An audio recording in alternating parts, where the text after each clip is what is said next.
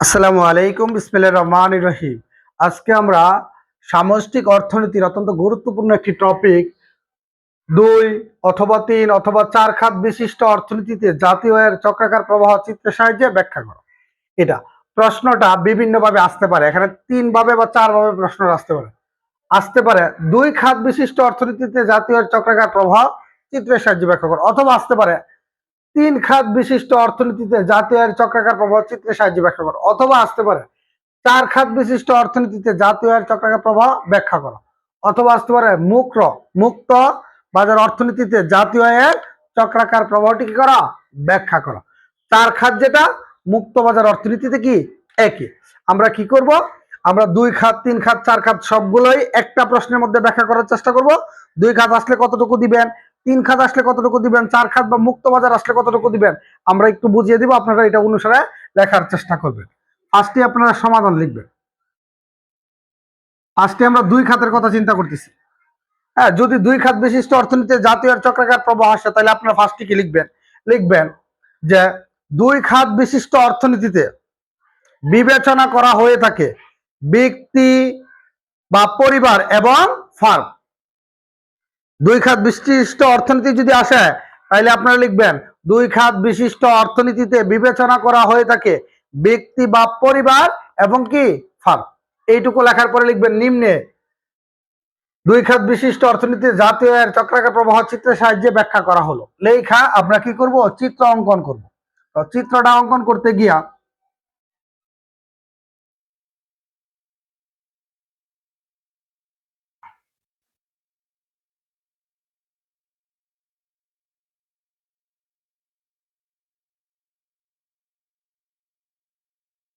আমরা ২ খাতেরটা করব, ৩ খাত করব, ৪ খাত করব, ঠিক আছে।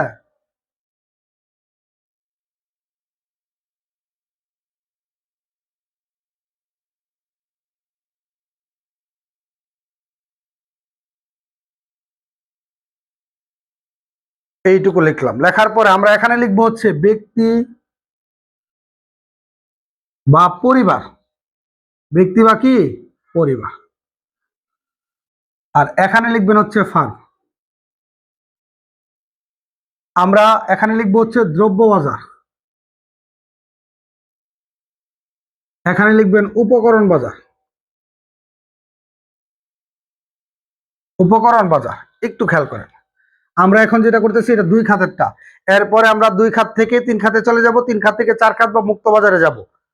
হ্যাঁ, এইটুকু লিখলাম। লেখার পরে মনে রাখবেন ব্যক্তি বা পরিবার কি করে জানেন, আমাদের উপকরণ বাজারে বিক্রয়ের জন্য আনে হচ্ছে ভূমি, শ্রম, মূলধন। উৎপাদনের উপকরণ হচ্ছে ৪টা: ভূমি, শ্রম, মূলধন, সংগঠন। এই সংগঠনটা মানে হচ্ছে কি ফার্ম। তাহলে ফার্ম নিজেই সংগঠন। আর ফার্ম যখন উৎপাদন কাজ পরিচালনা করতে যায়, তখন তার লাগে ভূমি লাগে, শ্রম লাগে, আর কি লাগে মূলধন। এগুলা ব্যক্তি বা পরিবার এর কাছ থেকে কি করে ক্রয় করে। তাহলে আমরা ব্যক্তি বা পরিবার ভূমি, শ্রম, মূলধন উপকরণ বাজারের মাধ্যমে কি করে বিক্রয় করে। ভূমি, শ্রম, মূলধন বিক্রয়। আমি তো খাতা ঘুরাইতে পারি না, আপনারা ঘুরাই লিখবেন। এই ভূমি, শ্রম, মূলধন যখন ব্যক্তি বা পরিবার উপকরণ বাজারের মাধ্যমে বিক্রয় করে কার কাছে, ফার্মের কাছে, তাহলে ফার্ম কি করে এগুলা ক্রয় করে। ফার্ম এগুলা ক্রয় করে, তাহলে লিখবেন ভূমি, শ্রম, মূলধন, ব্যয়, সরি ক্রয়। দেখেন ব্যক্তি বা পরিবার ভূমি, শ্রম, মূলধন, ভূমি, শ্রম, মূলধন কি করে উপকরণ বাজারের মাধ্যমে বিক্রি করে। আর ফার্ম কি করে ভূমি, শ্রম, মূলধন এগুলা উপকরণ বাজারের মাধ্যমে ক্রয় করে। এখন ব্যক্তি বা পরিবার এগুলা যে বিক্রি করছে, এগুলা বিক্রির বিনিময়ে কি পাবে।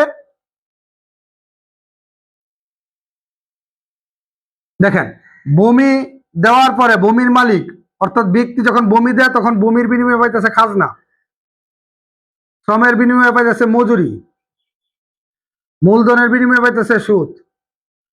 মূলধনের বিনিময়ে কি সুদ পাইতেছে, সুদ।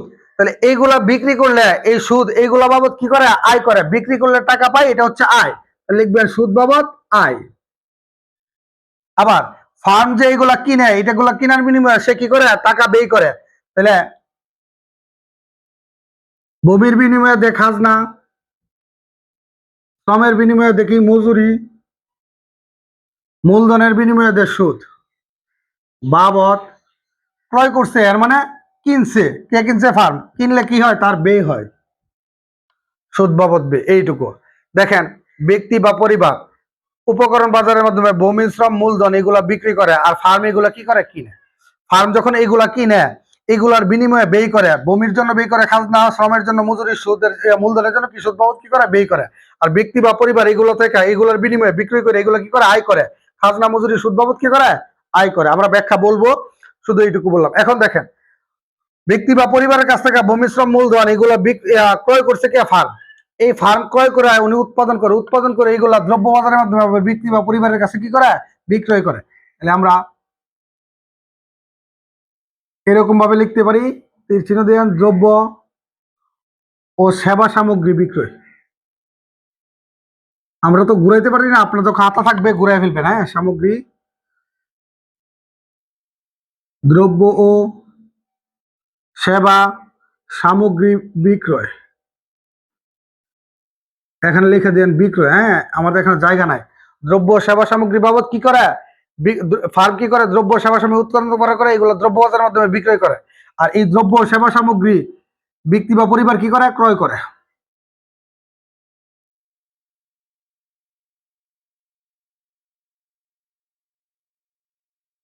সামগ্রী ক্রয় আমরা এক লাইনে লিখতাম, এখানে জায়গা নেই বিধে লিখতেছি এখানে, বা এখানে লিখে দিতে পারেন কয়।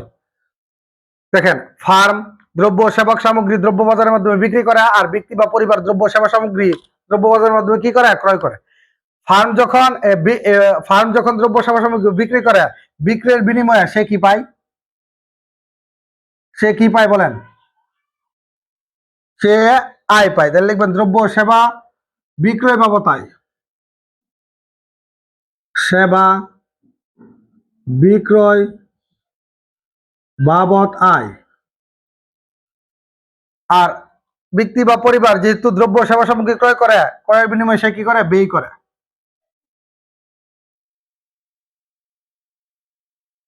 দ্রব্য সেবা সামগ্রী বাবদ ব্যয়। দেখেন, যখন দুই খাত বিশিষ্ট অর্থনীতি আসবে, প্রথমে আপনি লিখবেন দুই খাত বিশিষ্ট অর্থনীতিতে বিবেচনা করে থেকে ব্যক্তি বা পরিবার এবং কি ফার্ম। এইটুকু লেখার পরে লিখবেন নিম্নে চিত্রের সাহায্যে দুই খাত বিশিষ্ট অর্থনীতিতে জাতীয় চক্রাকার প্রবাহ ব্যাখ্যা করা হলো। লেখা এইটুকু অঙ্কন করবেন। এইটুকু অঙ্কন করে এটার ব্যাখ্যা দিব। ব্যাখ্যার মধ্যে লিখবেন চিত্রে দেখা যাচ্ছে যে ব্যক্তি বা পরিবার উপকরণ বাজারের মাধ্যমে ভূমি, শ্রম, মূলধন বিক্রয় করে, ফার্ম তা উপকরণ বাজারের মাধ্যমে কি করে? ক্রয় করে।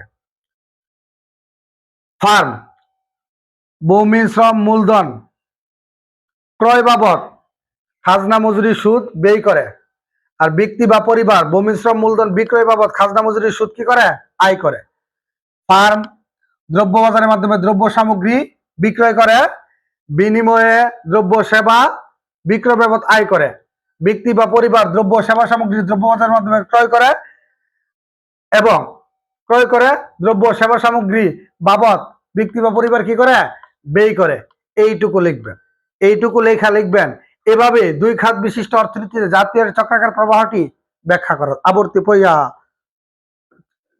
এভাবে দুই খাত বিশিষ্ট অর্থনীতিতে জাতীয় চক্রাকার প্রবাহটি হয়, সংগঠিত হয়। এইটুকু লিখবেন দুই খাত আসলে। যদি আসে তিন খাত, এখন তিন খাত আসলে এই চিত্রের আগে লিখবেন তিন খাত বিশিষ্ট অর্থনীতিতে ব্যক্তি বা পরিবার এবং ব্যক্তি বা পরিবার পরে কমা দিয়ে লিখবেন ফার্ম এবং সরকার বিবেচনা করা হয়ে থাকে। এইটুকু লেখা সরকার বিবেচনা করা হয়ে থাকে, এইটুকু লিখবেন। এইটুকু লেখার পর আপনি লিখবেন নিম্নে তিন খাত বিশিষ্ট অর্থনীতিতে জাতীয় চক্রাকার প্রবাহটি ব্যাখ্যা করা হলো। লেখা আপনি চিত্রে এইটুকু দুই খাতের যা আছে সব করবেন, অতিরিক্ত লিখবেন সরকার। এখানে সরকার লেখা আপনি কি করবেন? ব্যক্তি বা সরকারকে কর প্রদান করে, লিখবেন কর প্রদান। ব্যক্তি বা পরিবার সরকারকে কি প্রদান করে? কর প্রদান করে। এখানে লিখবেন কর প্রদান। আর সরকার ব্যক্তি বা পরিবারকে দ্রব্য সেবা প্রদান করে। দ্রব্য সেবা প্রদান, তীর চিহ্ন যেভাবে এইভাবে দিবেন। ফার্ম সরকারকে কর প্রদান করে,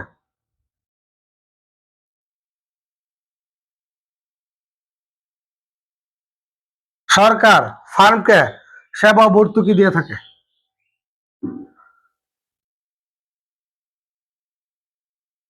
সেবা ও ভর্তুকি দিয়ে থাকে, ঠিক আছে, ভর্তুকি প্রদান।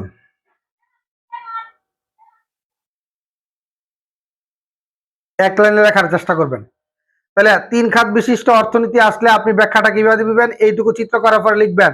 চিত্রে ব্যক্তি বা পরিবার উপকরণ বাজারের মাধ্যমে ভূমি শ্রম মূলধন বিক্রয় করে, ফার্ম তা ক্রয় করে থাকে।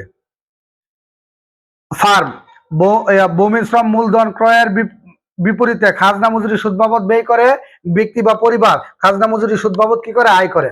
ফার্ম দ্রব্য সেবা সামগ্রী দ্রব্য বাজারের মাধ্যমে বিক্রয় করে, ব্যক্তি বা পরিবার দ্রব্য সেবা সামগ্রী ক্রয় করে। ফার্ম দ্রব্য সেবা বিক্রয় বাবদ আয় করে, আর ব্যক্তি বা পরিবার দ্রব্য সেবা সামগ্রী ক্রয় বাবদ কি করে, ব্যয় করে। এইটুকু লেখার পরে লিখবেন সরকার ব্যক্তি বা পরিবার সরকারকে কর প্রদান করে, বিনিময়ে সরকার দ্রব্য সেবা প্রদান করে থাকে। ফার্ম সরকারকে কর প্রদান করে থাকে, সরকার বিনিময়ে সেবা ও ভর্তুকি প্রদান করে থাকে ফার্ম। এইটুকু এইভাবে তিন খাত বিশিষ্ট অর্থনীতির জাতীয় চক্রাকার প্রবাহ সংগঠিত হয়। এইটুকু লিখবেন তিন খাতের ক্ষেত্রে। যদি তিন খাত না আসে চার খাত বা মুক্ত বাজার, চার খাত যে কথা মুক্ত বাজার একই কথা, তাইলে আপনি লিখবেন ফার্স্টে এই চিত্রের আগে চার খাত বিশিষ্ট অর্থনীতিতে বিবেচনা করা হয়ে থাকে ব্যক্তি বা পরিবার, ফার্ম, সরকার। এইটুকুর পরে আরে অতিরিক্ত আরেকটা লিখবেন, এটার নাম লিখবেন বৈদেশিক বাণিজ্য। বৈদেশিক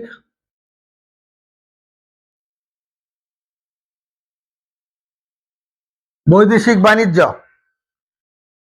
চার খাতের কথা আসলে লিখবেন চার খাত বা মুক্তবাজার অর্থনীতিতে বিবেচনা করে থাকে ব্যক্তি বা পরিবার, ফার্ম, সরকার, বৈদেশিক বাণিজ্য। এইটুকু বিবেচনার পর আপনি লিখবেন নিম্নে চার খাত বা মুক্তবাজার অর্থনীতিতে জাতীয় চক্রাকার প্রভাব চিত্রের সাহায্যে ব্যাখ্যা করা হলো। লেখা আপনি কি করবেন, চিত্রটা করবেন। এই চিত্রের মধ্যে এখান থেকে টান দিতে পারেন, টান দিয়ে আপনি লিখবেন বৈদেশিক বাণিজ্যের মাধ্যমে ব্যক্তি বা পরিবার দ্রব্য সামগ্রী আমদানি করে, লিখবেন দ্রব্য সামগ্রী আমদানি।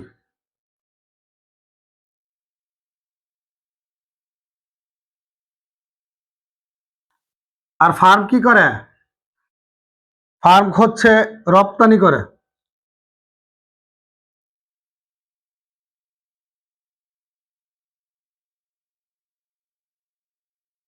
রপ্তানি। তাহলে এইটুকু করবেন চার খাতের ক্ষেত্রে। চার খাতের ক্ষেত্রে আপনি ব্যাখ্যা লিখবেন ব্যক্তি বা পরিবার ভূমি শ্রম মূলধন উপকরণ বাজারের মাধ্যমে বিক্রি করে, ফার্ম তা কি করে, ক্রয় করে। ফার্ম ভূমি শ্রম মূলধন ক্রয় বাবদ খাজনা মজুরি সুদ ব্যয় করে, ব্যক্তি বা পরিবার খাজনা মজুরি সুদ বাবদ কি করে, আয় করে। পরে ফার্ম দ্রব্য সামগ্রী উপকরণ দ্রব্য বাজারের মাধ্যমে বিক্রয় করে, এবং ব্যক্তি বা পরিবার দ্রব্য সেবা সামগ্রী কি করে, ক্রয় করে। ব্যক্তি বা পরিবার দ্রব্য সেবা সামগ্রী বাবদ ব্যয় করে, ফার্ম দ্রব্য সেবা সামগ্রী বিক্রয় বাবদ কি করে, আয় করে। পরে ব্যক্তি বা পরিবার সরকারকে কর প্রদান করে, সরকার বিনিময়ে ব্যক্তি বা পরিবারকে দ্রব্য সেবা প্রদান করে। ফার্ম সরকারকে কর প্রদান করে, বিনিময়ে সরকার সেবা ও ভর্তুকি প্রদান করে থাকে। এইটুকু লেখার পরে লিখবেন ব্যক্তি বা পরিবার বৈদেশিক বাণিজ্যের মাধ্যমে দ্রব্য সামগ্রী আমদানি করে, দ্রব্য সামগ্রী কি করে, আমদানি করে, দ্রব্য সামগ্রী আমদানি করে। এবং ফার্ম বৈদেশিক বাণিজ্যের মাধ্যমে দ্রব্য সামগ্রী রপ্তানি করে। এভাবে চার খাত বিশিষ্ট বা মুক্তবাজার অর্থনীতিতে জাতীয় আয়ের চক্রাকার প্রভাব সংগঠিত হয়। আশা করছি প্রত্যেকে এটা পারবেন। তাহলে দুই খাত আসলেও পারবেন, তিন খাত আসলেও পারবেন। যদি চার খাত আসে এই সম্পূর্ণ চিত্র, যদি তিন খাত আসে এই চিত্র এইটুকু বাদ এবং এটার ব্যাখ্যাও বাদ। যদি আসে দুই খাত তাহলে এটাও বাদ, এটার ব্যাখ্যাও বাদ। কথা ক্লিয়ার? আশা করছি প্রত্যেকে দুই খাত আসুক, তিন খাত আসুক অথবা চার খাত, চার খাত যেটা মুক্তবাজার অর্থনীতি কি একই পারবেন। খুদা হাফেজ, ভালো থাকবেন।